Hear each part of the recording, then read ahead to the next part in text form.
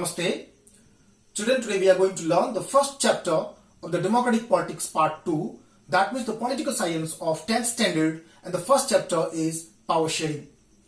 Power sharing किसी भी देश के democratic principles के सबसे important factor है. If the power is not shared, then that particular country cannot be said to be a democratic country.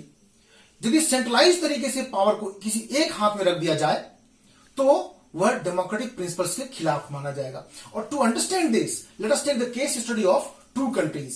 First is Belgium and the second one is Sri Lanka. तो आइए सबसे पहले हम लोग बेल्जियम की बात करते हैं. Belgium is a very small country of Europe and the population of Belgium is just a little over 1 crore and the area of Belgium is smaller than the area of Haryana. अब बात करेंगे हम लोग ethnic composition की. तो Belgium का ethnic composition ऐसा है कि वहां पे डच स्पीकिंग पीपल 59% है, फ्रेंच 40% है और जर्मन 1% है. लेकिन ये पूरे देश का एथनिक कंपोजिशन है. वहां एक और complex and complicated ethnic composition है बेल्जियम की राजधानी ब्रुसेल्स की. ब्रुसेल्स में 80% फ्रेंच है और 20% डच है. इसका मतलब यह हुआ the community which is in majority in the whole country is in the minority in the capital city of Belgium and vice versa हम लोग बेल्जियम का मैप देखते हैं. तो जो नॉर्दर्न पार्ट ऑफ बेल्जियम है, that you can see in yellow, that is the Dutch speaking area. इसको हम लोग फ्लैमिश बोलते हैं. और जो नीचे का एरिया है, जो सदर्न पार्ट ऑफ बेल्जियम है, उसको वलोनिया रीजन बोलते हैं. वहां पे फ्रेंच रहते हैं. अब ये अक्सर क्वेश्चन पूछा जाता है कि फ्रेंच स्पीकिंग पीपल किस एरिया में रहते हैं, डच स्पीकिंग पीपल किस एरिया में रहते हैं. इसको याद करने के लिए आपको एक मैं ट्रिक बताता हूं. एफ फॉर फ्रेंच और एफ फॉर फ्लैमिश. और फ्रेंच फ्लैमिश में नहीं रहते हैं. तो फ्रेंच फ्लैमिश में नहीं रहते हैं, इसका मतलब है कि फ्रेंच वलोनिया में रहते हैं. और इस तरह से आप याद रख सकते हैं. अब हम बेल्जियम के नेबरिंग कंट्रीज की बात करते हैं. तो इनके चारों तरफ 4 देश हैं. एक नीदरलैंड्स, जहां के लोग डच स्पीकिंग डोमिनेंस वहां पे दिख रहा है आपको. दूसरा वहां पे फ्रेंच स्पीकिंग पीपल हैं, तो वहां उनके बगल में फ्रांस भी है, जर्मनी भी है और लग्जमबर्ग है. तो इस तरह से जो नेबरिंग कंट्रीज हैं बेल्जियम के, वो 4 हैं: Luxembourg, Netherlands, Germany and France. अब समस्या की बात करते हैं. वहां पे क्या हुआ कि the French were relatively richer and powerful. Dutch people were more in number, but they were getting the benefits of economical development and educational development lesser than what the French people were getting there. तो वहां पे power नहीं share करने का एक problems हो रहा था. दोनों एक दूसरे को के साथ पावर शेयर करने को तैयार नहीं थे. 1950s एंड 1960s, ये जो 20 साल का पीरियड है, एक civil war like situation create हो रहा था वहां पे. और कंट्री एक समय ऐसा आ गया कि on the verge of disintegration चला गया. Then the democrats of Belgium sat together and they decided to have the solution of this particular problem. So from 1970 to 1993, ये याद रखेंगे, 1970 to 1993 they amended the constitution of Belgium 4 times. ये question बार बार पूछा जाता है, कितनी बार बेल्जियम के constitution को अमेंड किया गया. So they amended the constitution of Belgium 4 times. और उन अमेंडमेंट के बाद जो बेल्जियम के पावर शेयरिंग मेथड्स निकल कर आए, वो पूरी दुनिया के लिए यूनिक था. इस पावर शेयरिंग मेथड को कहते हैं policy of accommodation. Policy of accommodation को हम लोग आज एक्सप्लेन करेंगे. ये बहुत इंपॉर्टेंट क्वेश्चन भी है. इसके 4 फीचर्स हम लोग जानेंगे और ये बार बार रिपीटेडली पूछा जाने वाला क्वेश्चन है. तो क्या उन्होंने सॉल्यूशन निकाला? पहला, there will be a central government with equal number of ministers from both the majority communities. यानी कि डच और फ्रेंच के बराबर मिनिस्टर्स होंगे सेंट्रल गवर्नमेंट में.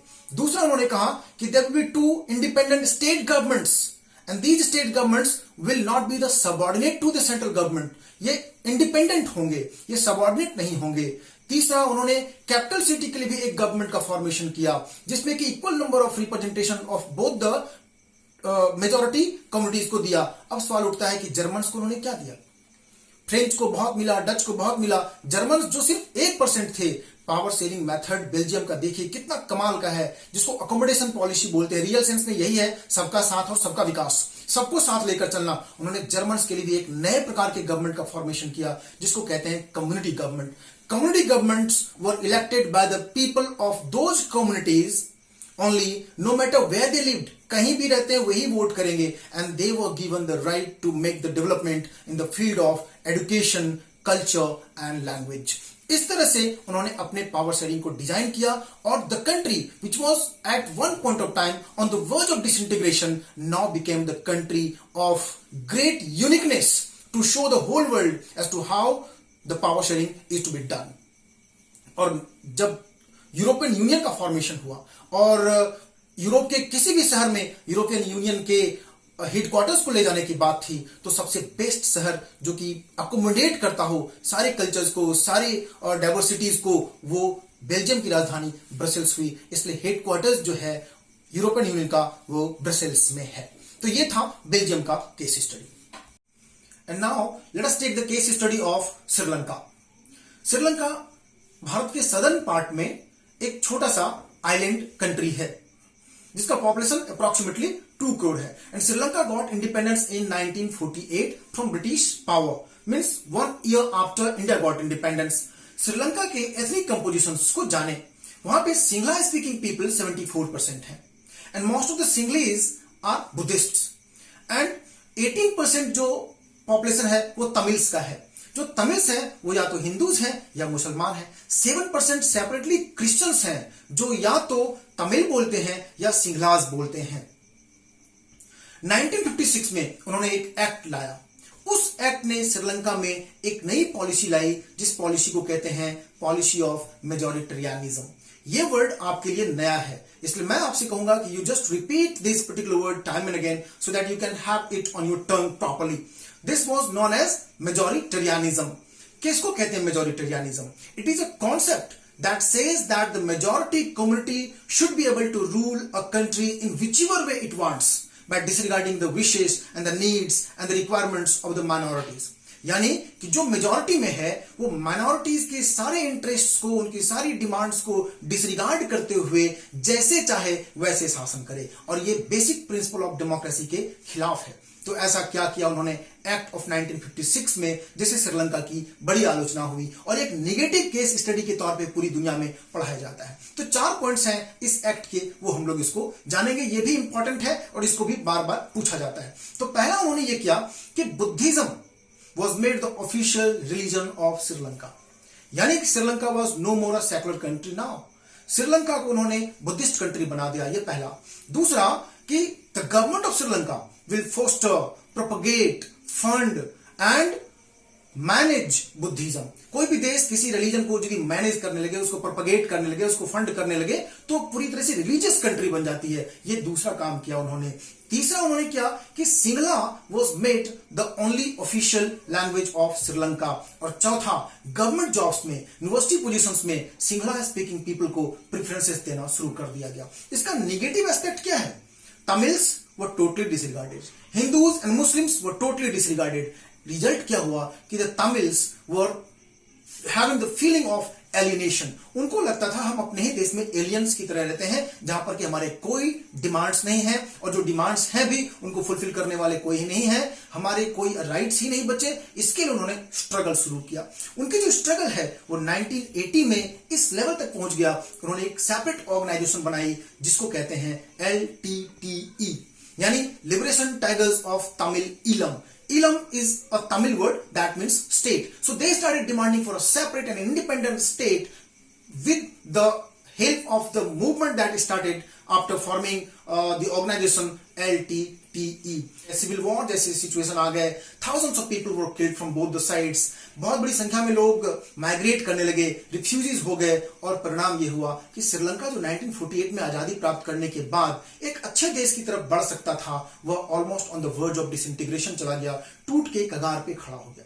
तो जो 2 केस स्टडी हम लोगों ने किया, बेल्जियम का और श्रीलंका का, उससे सीख ये है, लेसन ये है कि बेल्जियम ने पॉजिटिव अकोमोडेशन किया, सबको अकोमोडेट किया, पॉजिटिव पावर शेयरिंग की, और श्रीलंका ने निगेटिवली किया। उन्होंने मेजॉरिटेरियनिज्म ला दिया जो कि डेमोक्रेसी के बेसिक प्रिंसिपल्स के खिलाफ है। तो ये 2 केस स्टडी बताता है why power sharing is very very important. And now let us learn why power sharing is desirable. So power sharing is desirable for 2 reasons. First is prudential reason and the second one is moral reason. ये question important भी है और इसमें अधिकांश students confuse करते हैं। Prudential reasons के answer moral में, मोरल के प्रूडेंशियल में अक्सर बच्चे लिख देते हैं, इसलिए आप इसको ठीक से समझेंगे और आवश्यकता पड़े तो याद भी करेंगे। तो प्रूडेंशियल रीजंस के जो काउजेस हैं दो, वो ये हैं कि first, it reduces the conflicts between two social groups. Belgium में क्या हुआ कि इन्होंने प्रूडेंशियली किया तो Dutch and French speaking people के बीच के जो डिफरेंसेस थे उसको इसने रिड्यूस कर दिया। So that was the example, classic example of prudential reason of power sharing. दूसरा पार्ट है कि in its absence it may lead to majoritarianism. यदि आपने नहीं किया तो ये मेजोरिटेरियनिज्म की ओर लीड कर सकता है, जैसा कि श्रीलंका में हुआ। So that is the prudential reason of power sharing. Next is moral reason. तो मोरल रीजन के भी हम लोग दो पार्ट पढ़ेंगे। पहला है कि it is the very spirit of democracy.